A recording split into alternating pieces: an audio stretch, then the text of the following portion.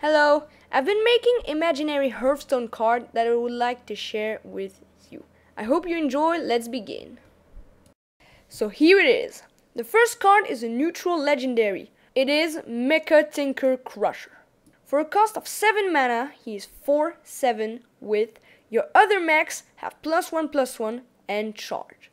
So it's a pretty high cost card, but synergizes extremely well with mech decks, as he is one as well. He gives charge to your mechs, so you can go face as they are summoned, or you can go for an easy minion clear with your mechs, since they have +1/+1. I would see that work in the Shaman, Mages, and Druid mech decks. This card works well with the Mech Warper, with the little mechs like Clockwork Gnome or Whirling Zapomatic. He also works very well with the very high cost, high attack mechs like the Four Reaper or the Clockwork Giant. Overall, a very strong card. Now for the next one. It is also a neutral legendary. It is Windlord Tolehre. For a cost of 7 mana, she's 3/6 with adjacent minions have Wind Fury.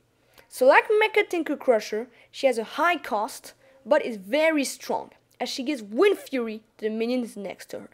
So for her personal stats, a 3/6 for 7 is nothing too amazing, but it does mean that she isn't easy to kill, as she's out of range of all 4 damage spell. But you're still gotta be careful with the Shadow Word Pain.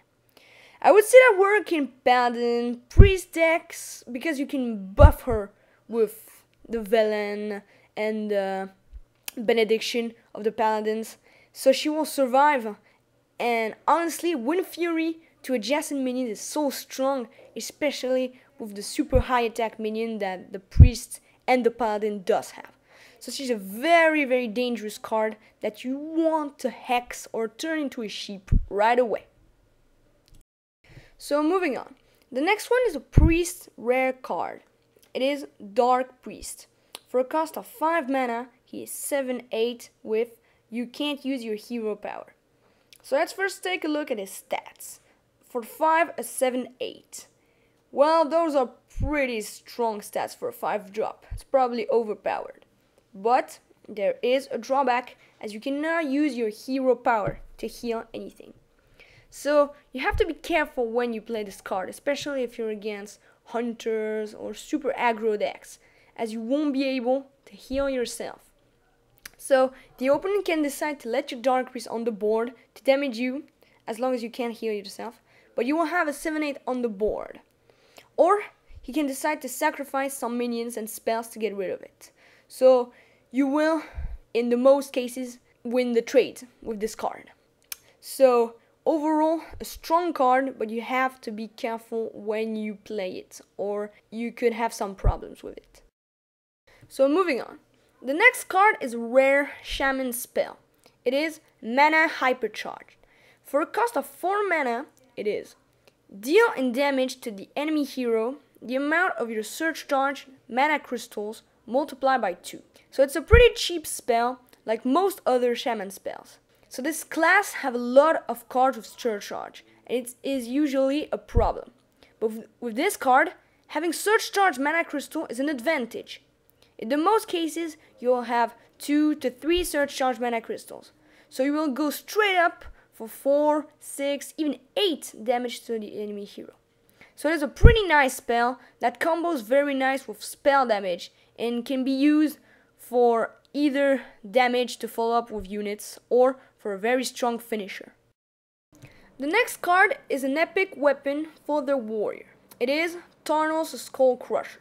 For a cost of 6 mana, it is 2/2 with you have 50% chance to deal 6 damage instead. So a 2/2 weapon for 6 is really bad stats. But each time you attack with this weapon, you have a 50% chance to deal 6 damage instead of 2. So it can either be a useless weapon that can only clear weak minions, or you can be lucky and manage to deal a total of 12 damage. So it's a good weapon, but its efficiency really depends on luck. But if you can manage to pull out the 12 damage, you can either clear very high minion 2 times or just go face 2 times with 6. And even if you don't get 2 times the 6 damage, even if you get it only once, it's worth it, because 6 damage is pretty strong. On to the next one. It is a Warlock legendary. It is Demon Lord. For 8 mana, he is 7/8 with this minion can only attack if a friendly demon died this turn. Death Rattle, put 2 random demons from your deck into your hand. They cost 1 less. So it's a big legendary for 8 mana. Its stats are very good. He has a lot of attack to clear huge minion or deal tons of damage to the enemy hero, and has a lot of health and is very difficult to kill. So with this card, I am introducing a new mechanic. Minions can only attack if something specific happened. In this case, if you want him to deal the 7 damage, a friendly demon had to die this turn. So, I mean, it isn't difficult to do that, especially in demon decks, but it's a little condition that has to be done, and that can stop some people. The Death Rattle is very interesting. It helps you, especially in late game when you don't have a lot of cards, but you still have some demons in your deck.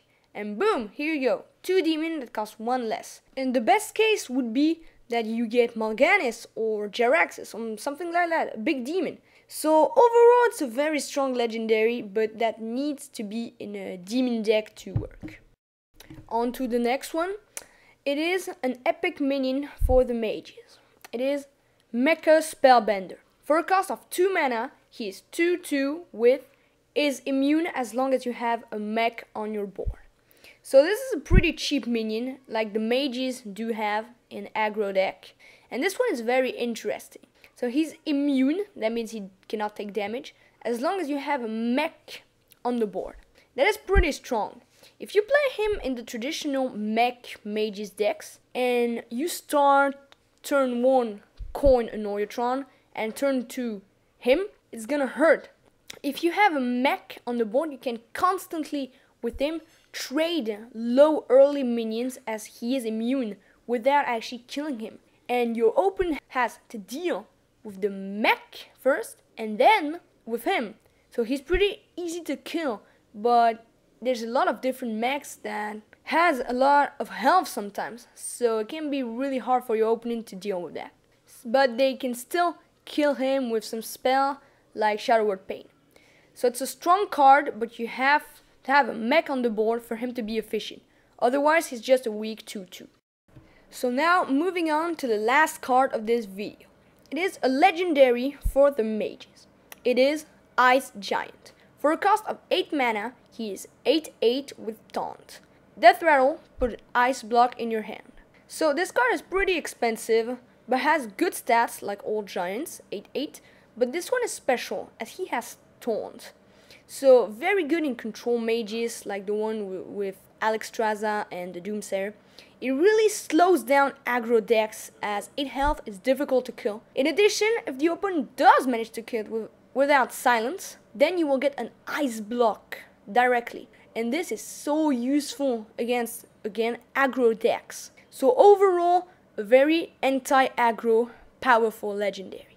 So that's it for this video, but I will be making more about this topic. If you enjoyed this video, please hit the like button, leave a comment and subscribe. And I will see you in the next video. Have a good day!